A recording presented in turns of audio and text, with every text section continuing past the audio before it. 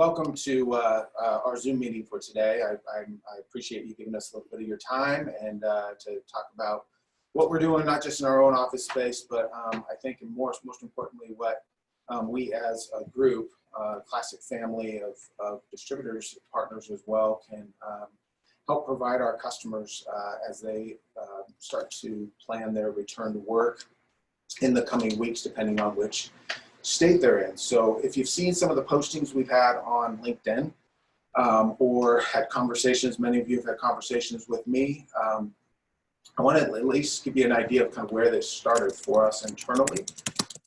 A little while ago, almost a month now, just sitting around on a weekend kind of thinking about what's this going to look like when our own employees come back.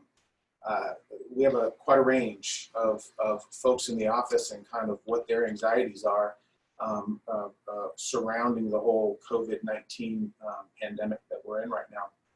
There's some folks that are just fine with everything. They want to walk in like normal, and their worst nightmare is that you're going to make them wear a mask at work. Others who have, and some of you have heard me tell this story, but others who have actually inquired as to whether or not there's a filtering system within our HVAC that can kind of help with that. All are great questions and certainly valid. So it got us thinking, what are we going to do internally? And you know, our bullpen area, our office area is not huge. It's about 25 by 50. And at the peak, we would have maybe 15, 16 folks in this area. And I started thinking, man, if we get back to normal business, whatever normal business looks like, what's that going to look like to try to meet the different levels of anxiety that are out there? Quickly thought about, well, we've got our own product line. We had some office dividers that were in here. Some of you have seen some of the photos that we posted of those, and they were pretty traditional. But dare I say now that we're you know, about 85% of the way through our office, it'll be done by the end of this week. There's a lot better, cleaner, nicer ways of doing this, we have found. So most importantly, in a lot of the conversations I've had with you all, is this is a real opportunity. And it's an opportunity. I'm not saying this is an opportunity to go out and find the next sale. That could happen, but more than anything else, you know, I think our customers, I've been on a lot of webinars and a lot of Zoom meetings where I've been a panelist, and the common thread here is that, you know, people want to talk about what their experience is. What is it going to be like in the coming months? And this is a real concern that all of our customers have. So while they may not be wanting to talk to you about their next event or their next trade show or their next retail project per se, this is something very real for all of them, is how are they going to address their employees coming back to their workplace. So that's the genesis of this, and I think it gives us a great opportunity to reach out in a caring way to our client base and have a real conversation about how we may be able to help them with that. So I'll talk a little bit about some projects that we're working on currently that fit into this, but before then, I'm going to kind of jump right into how we've done this in our own office. We've got about 13 folks that are expected to be back when that time comes. Hopefully, fingers crossed, around the first week of June here in Oregon. Information is changing every day, but so I had called on some friends, both that we've worked with in corporate environment space, as well as friends of mine who are in the architectural space and space planning world, and just for some advice. What are some things that people need to be thinking about when they do this? And that's where we started. I got some good feedback on how we should best address this. And again, looked at it from, you got 13 people, how can we best use this space for 13 people? And so this is where we've landed.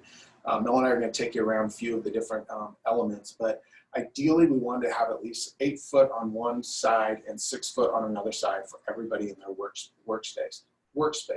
If you look at some of the average desks that are out there, freestanding desks, mind you, so I'm not talking about built-in cubicle desks at this point. We'll address that. But your basic desks are always going to be somewhere in that 48 to about 65, 67, 68 inch length. what we have found. And so, and most of our desks are in some those same measurements. So that's really what we started with. And then we looked at what product lines do we have currently. You know, we have a huge extrusion inventory, as many of you know, our ClassicMODUL profiles, as well as our wall frames, our Gravitee wall frames. And this is a perfect opportunity for us when things come back to normal in the trade show space. We have trainings here a couple times a year, many of you have been to. What a great way to show off our own product for when people do come in the building. So that's where we started. And I'll get into some of the framing and the differences between the products. One of the things you saw most recently is we did actually put a brand on this, and it's not a new brand as of this week, but it's called PlaceLyft. So think of, you know, giving your place a facelift, whether it's your retail space or it's your corporate office space. It's an opportunity, even post-COVID, for people to dress up their office and or retail space. So that's where the name came from. We really created 3 levels: the Lift 1, the Lift 2, and the Lift 3. And then sort of a 4th, which is custom. And I think a lot of us are finding as we're going through this right now, we're working together with some of you who are on the Zoom right now, that it's definitely going to be a mixture of, there isn't necessarily a perfect fit for everybody. So this gives us about 3 or 4 really unique options of how to address the client's needs. Next thought was, how do we address the finishing? One of the great things about our Gravitee product line is we can use SEG graphics on there. But we can also use hard panels. In the trade show world, it's typically Sintra. Well, in the COVID time that we're in right now, Sintra is actually somewhat porous. It doesn't look like it or feel like it, but it is. So it takes a little extra cleaning. So we started looking for different products that we'd be able to use. One that we landed on right away was the dye bond, a Luca bond. There's many different names for it.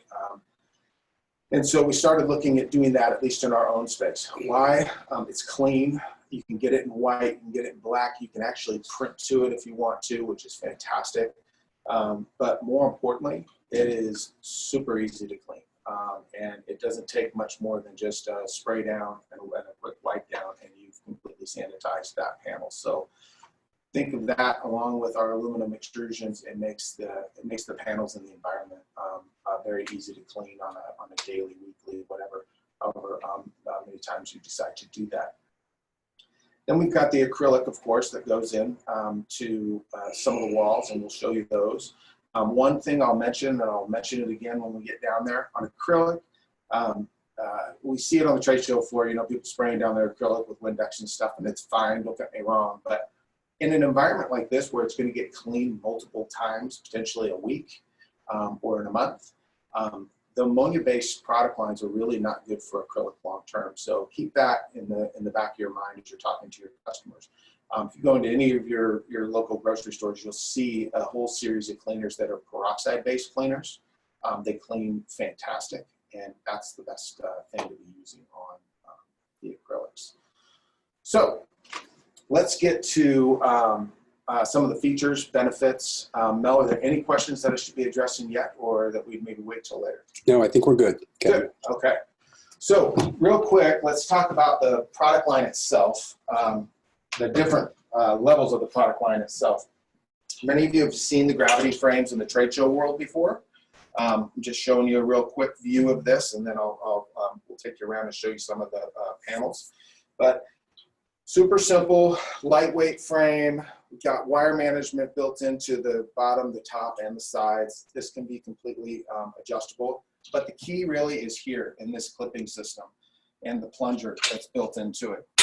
Many of the existing office divider products out there, they're a tooled connection. And even our Lift 1 has a simple tool that you have to use. But a lot of the existing product lines out there, you have a tooled connection, and they are really heavy. And I'll show you, we've got some of ours still set up, so you can kind of see the difference in typically the fabric covered.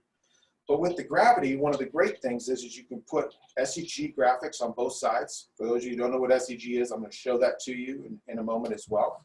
Or you can put hard surfaces on both sides. But again, it comes down to how does it go together, and it's so quick and so easy. So that the the part of the office that we have done so far, that we've completed as you walk through, remember this and have it stick kind of in your head, is a couple of our guys were able to assemble this almost as quickly as we're able to decommission the old ones. And typically taking things apart is a lot faster because you're just ripping it, putting it on a pallet and going. But we didn't have to, use any tools really to do much of this. So it was just click, click, click, click, and then you're just cladding the panels, which was super great. You probably spend more time running your wire management, which is great, it's built into the panel, than you will putting the frames up. So we have this clipping system where you're just gonna match your blue and your blue and your black and your black, super simple, color coded. And then you've got this unique plunger that when it's engaged like this, floats.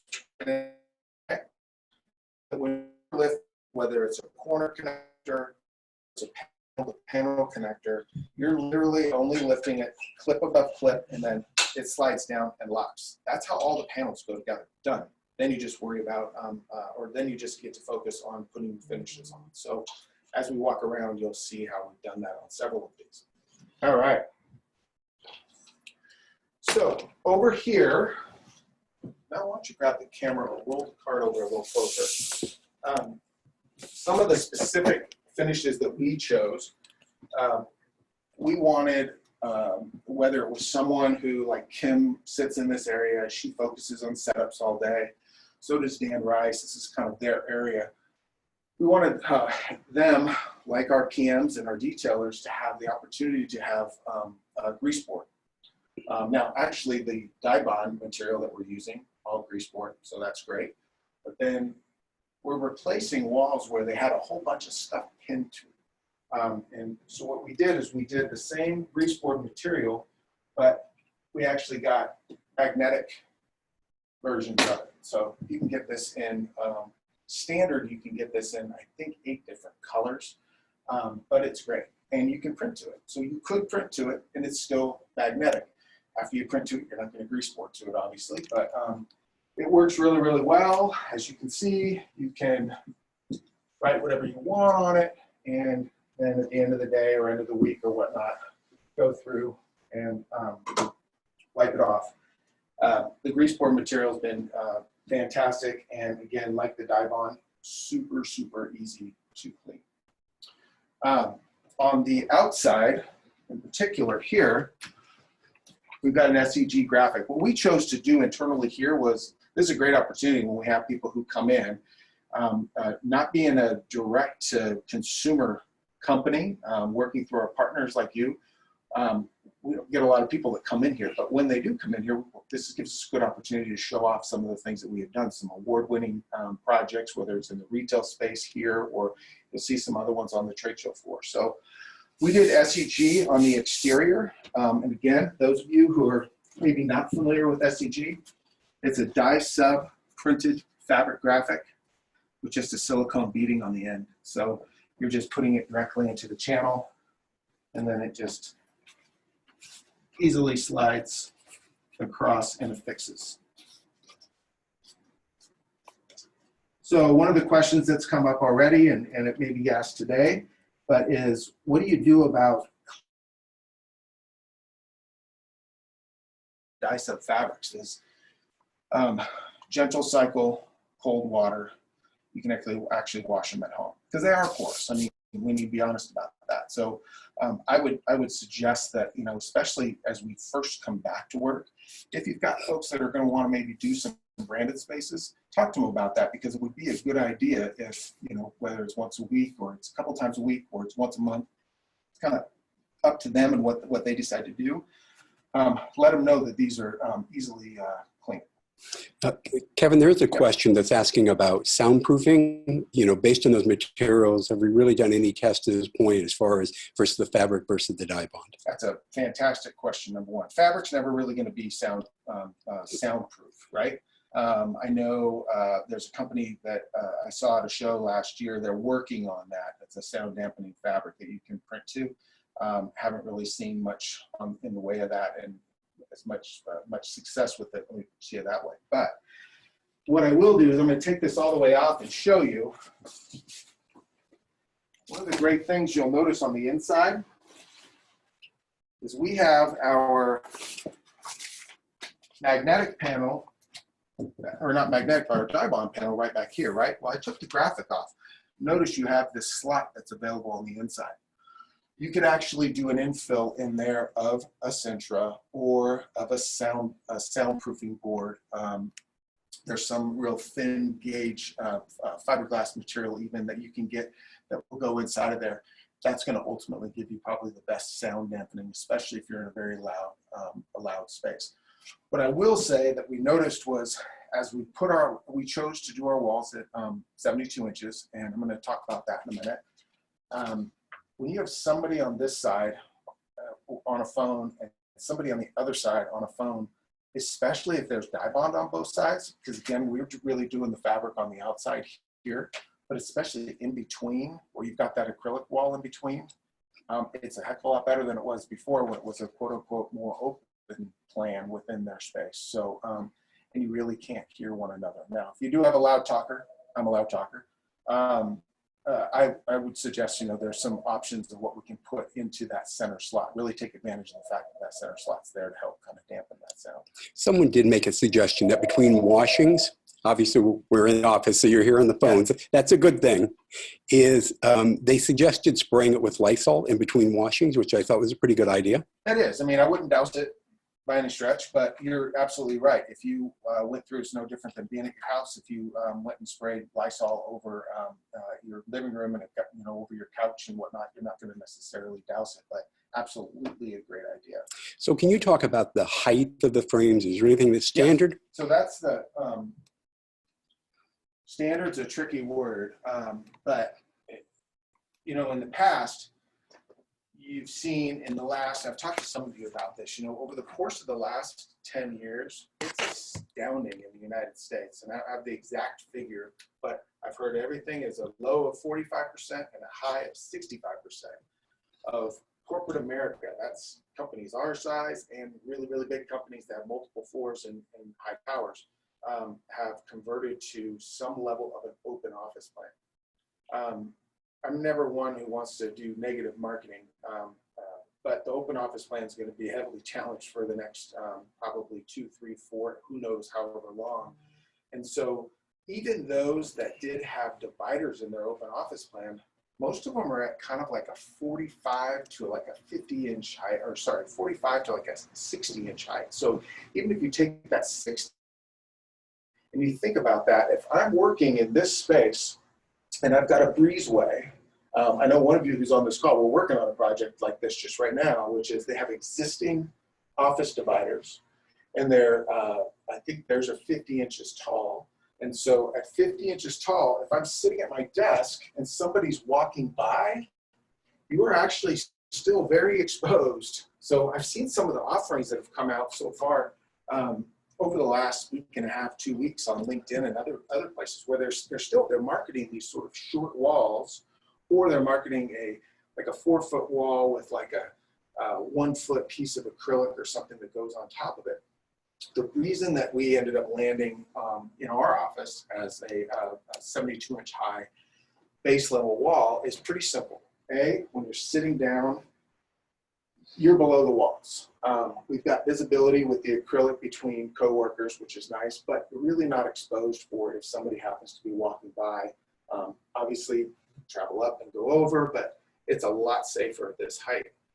But the other thing is, you take someone like me, my height, I'm about 6'1"-ish, right?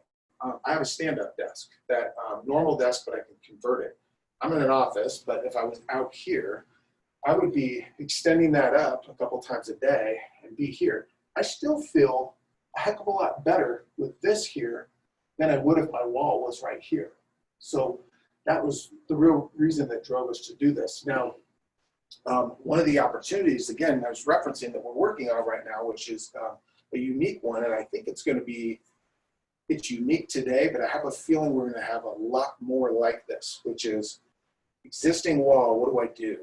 We don't want to necessarily reinvest. They've got 70-some workstations on their corporate floor, and they're in different configurations. They've got sort of a 4 configuration, you know, an X. They've got ones with 3 on either side, and then they've got just some wall side ones where you've got somewhere here and somewhere here. But they've got these existing walls. You know what? They invested good money on those, and they actually look pretty nice. What we've been able to do is create a frame that goes along the breezeway that's acrylic. But then once we get to the wall, so we've gone up 72 inches with the acrylic. Then once we get to where it's going to make a turn, we actually just do a small, in this case, 22-inch wall that is actually going to go right up over the top, and it'll set on top of their existing.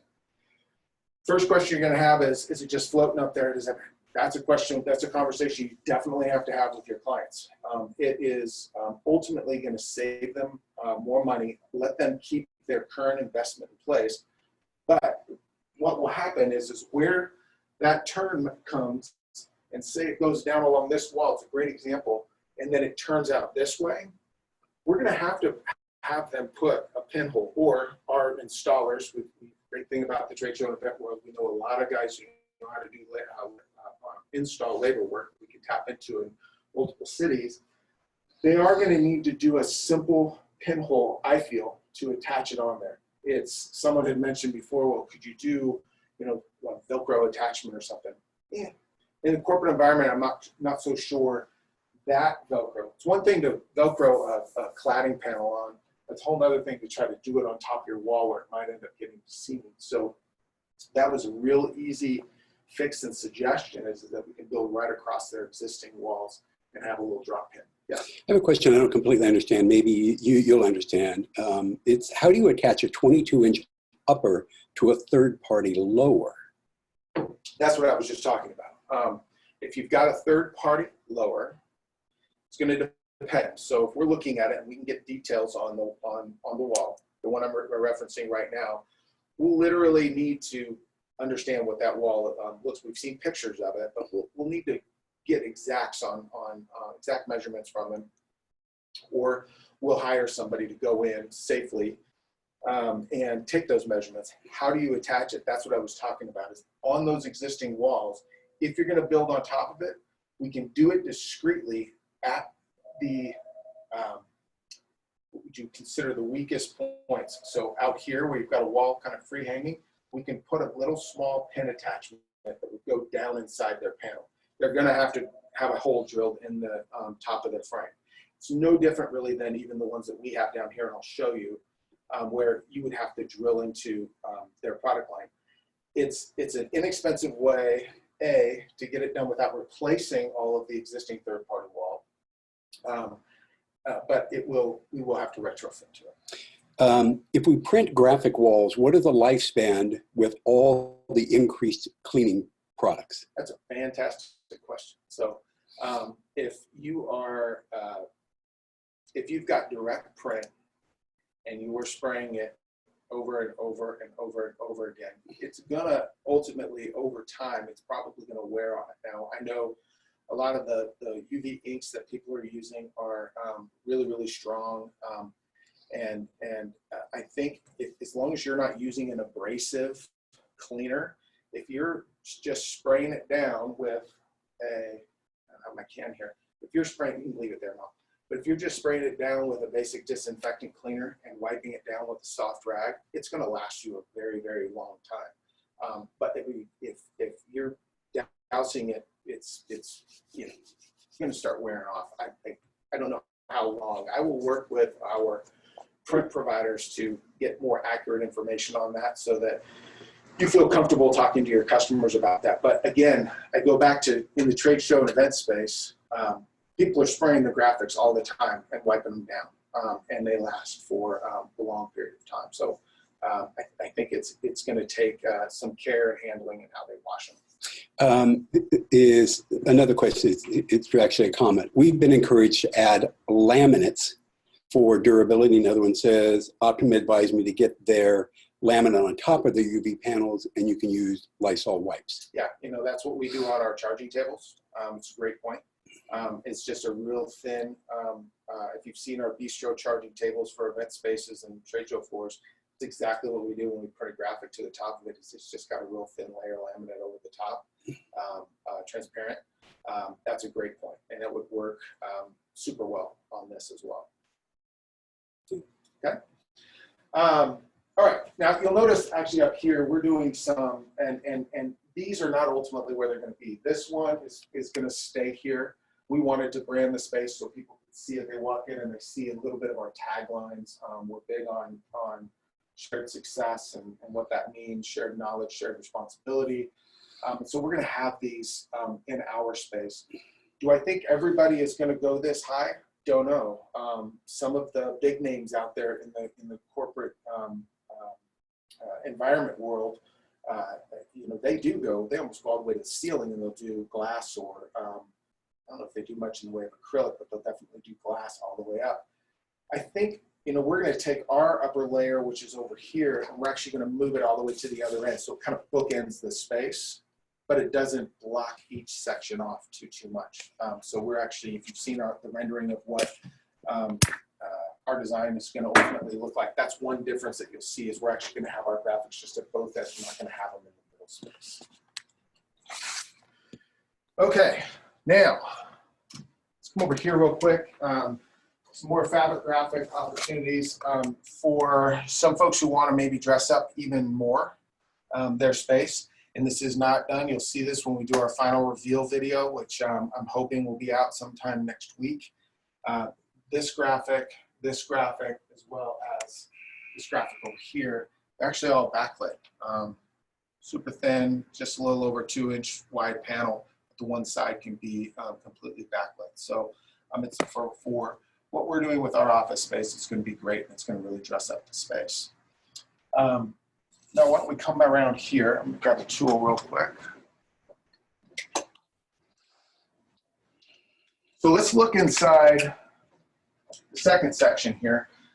First thing I'd like to point out is every single one of these, the walls have adjustable feet. That's not normal for our Gravitee product line within the trade show and event space. But in this environment, it's very much needed.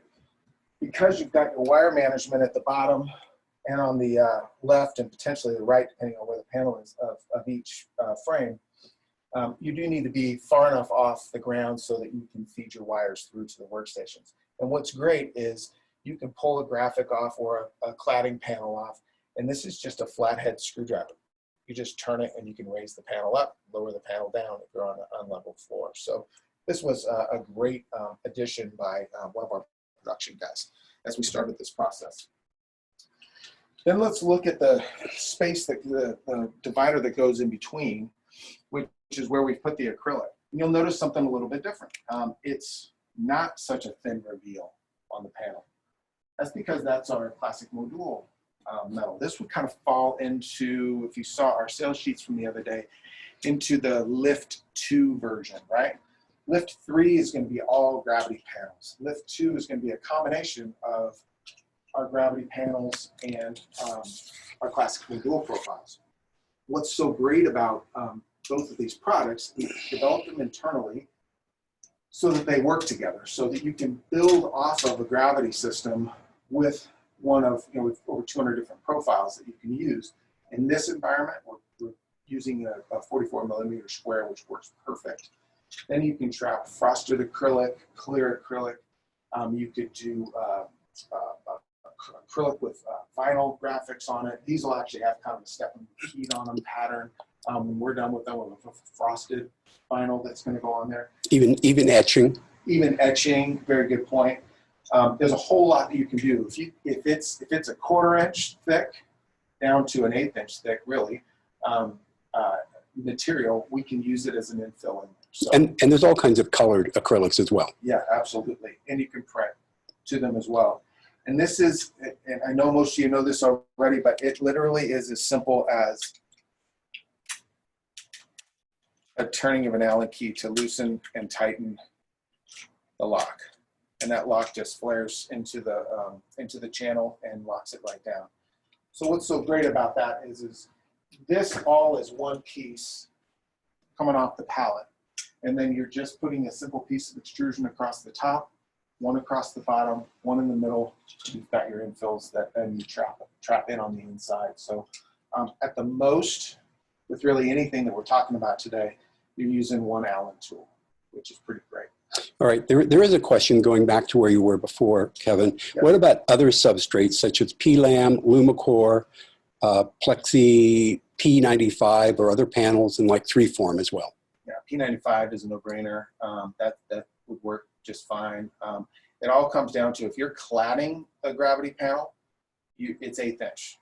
You can't do 1/4 inch. It would stand proud. So anything that you can get in 1/8 inch, we could use as a cladding. You mentioned PLAM, any of the standard laminates.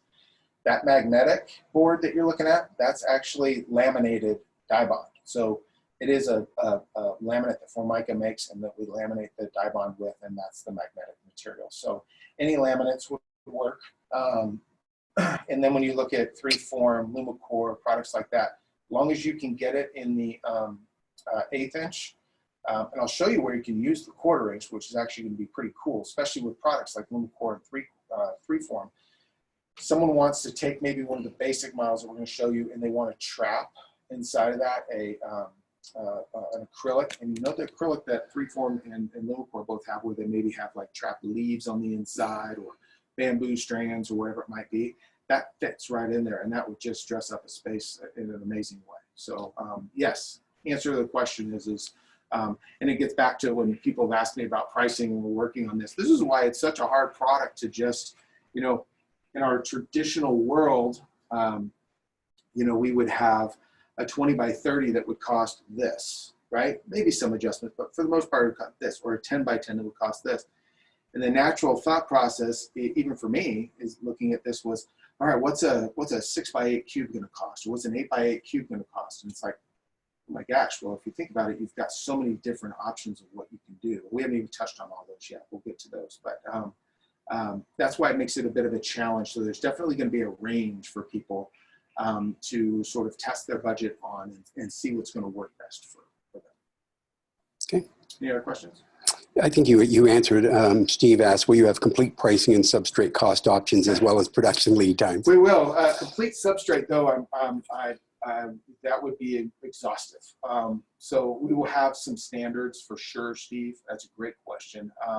And then we'll also have some ranges for people to look at, whether they're looking at a lift 1, a lift 2, or a lift 3, or a custom one, even some idea of what that might be. We're going to use our own space as well, so you kind of get a sense for, okay, you saw what they did. They did a mixture of magnet board, die bond, Gravitee, some ClassicMODUL, some clear acrylic, some SEG graphics, and it was X suggested retail, right? And that would kind of help give someone a feel for it. The most interesting question I've been asked has been, can you not just tell us what a square footage price would be? I was like, oh my gosh, no. And so I went out and did some research and went to a couple big names in this space and said, you know, can you give me kind of a ballpark of what it would be? No, you can't. Okay.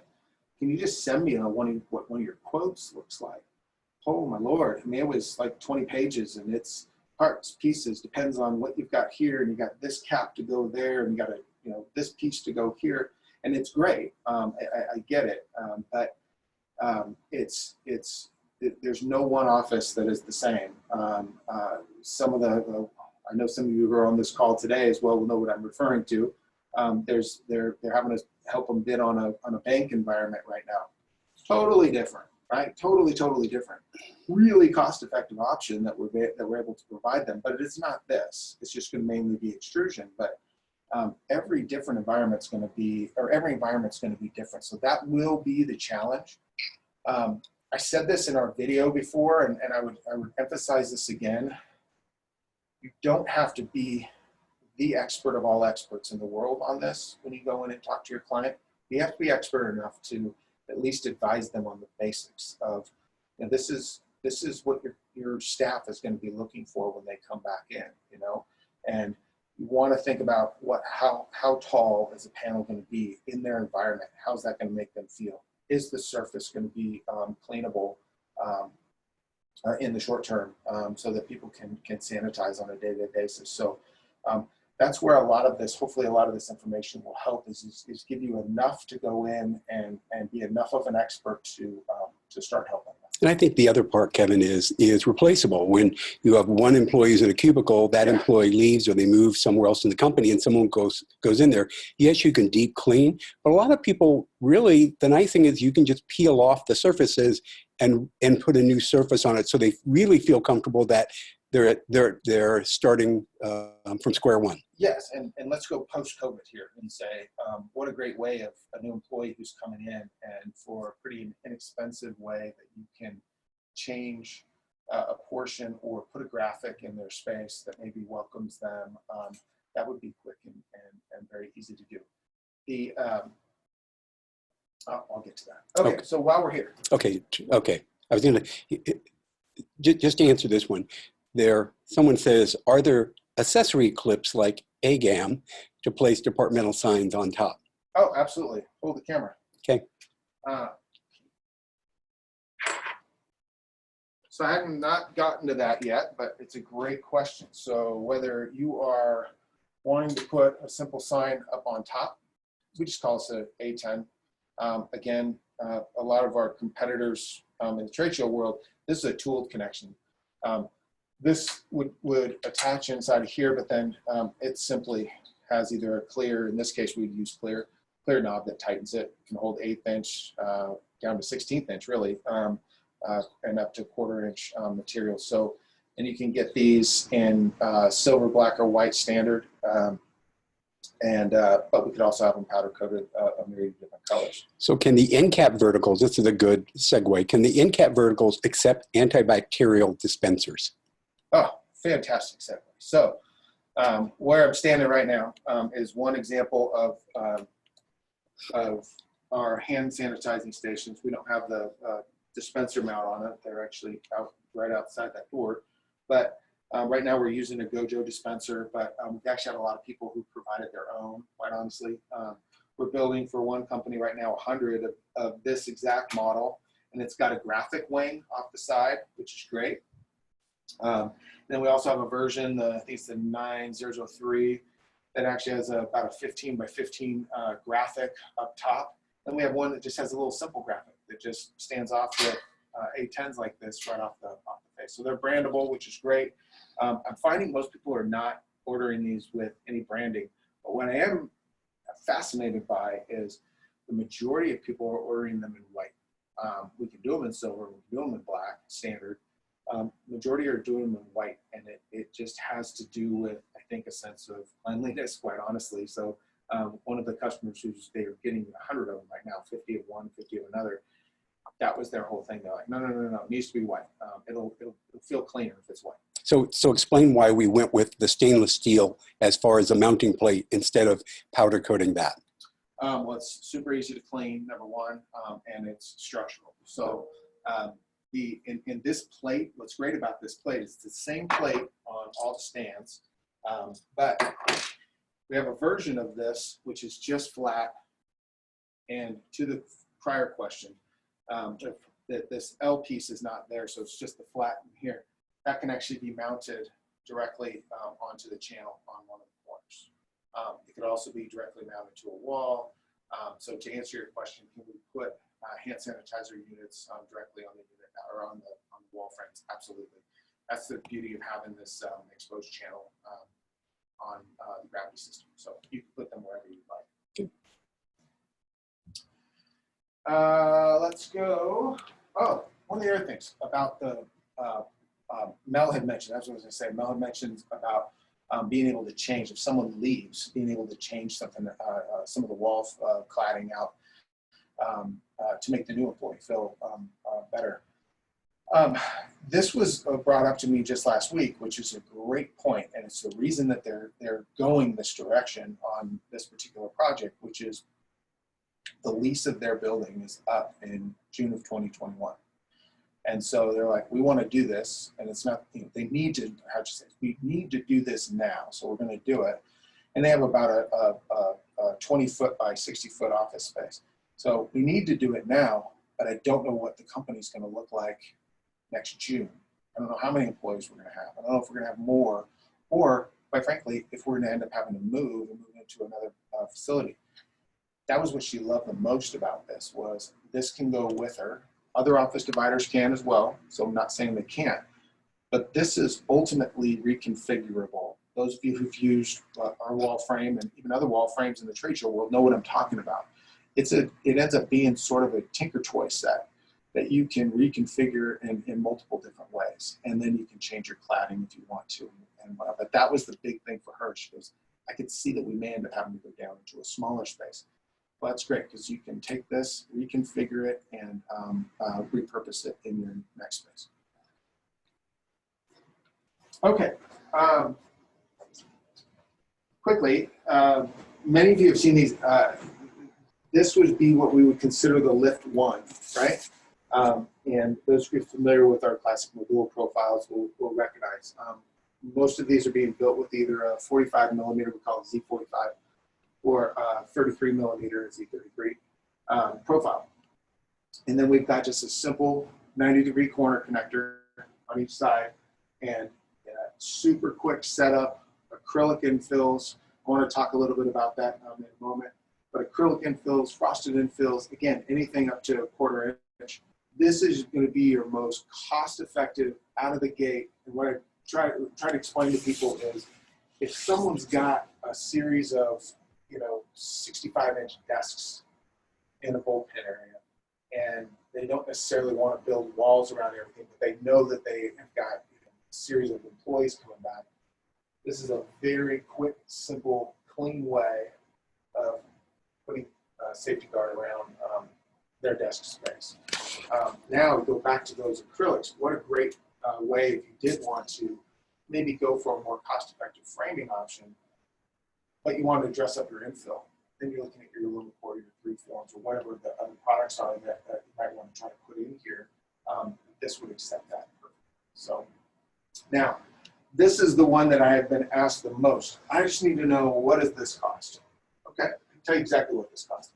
Okay, so I've got someone who needs 21 of these. So do you really have someone who needs 21 of them, or do they have 21 people in their office? And it turns out, yeah, they've got a series of 7 desks back to back, and then a series of 7 desks that are in a line, kind of over here.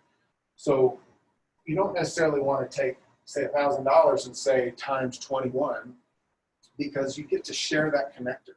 You get to share pieces. You're doing a shared wall. So we're looking at how best to equip and help you all address those questions. And it may be as simple as pricing them out as walls, so that at least from an estimate standpoint, you know that they have got a 3-wall scenario, or if they've got this long run, that may be 21 walls to make up that. It'll help you get to a quick price for them until we can quote it for you. Like on the trade show side and the event side in our normal business, our designers have been great in working on this so far. The one that we were talking about before, where it was being retrofitted to existing cubicles in the office environment, we took those photos, and then Katina was able to re-render that space and put those dividers over the top that we were describing before. So don't be shy to reach out and talk to our design team. They're gonna have some basic questions, and I think that the basics that we all have to know is, what's the floor plan size, and how many people are they trying to fit into the space? Got to at least know that before we can have a starting point, and then probably will lead us into the next discussion. And all of you have known us long enough, we can be your unbranded partner in that, as far as we can be your designer on the call, so that if you're working with an end client, you can have our designer be your designer on that call. So very easy to do. All right. Any questions? Are there any questions I missed during in the chat? If someone wants to retype that in there, I can get to it, and Kevin can answer it. You want to go back to your? Well, real quick, yeah, we'll go back, and while we're going back, I want to talk about some of the finish options that are available that we haven't addressed yet. But if you think about extrusions in general, for example, actually we're working on one like this, again, with someone who's on this call. Any of our aluminum extrusion would be powder coated.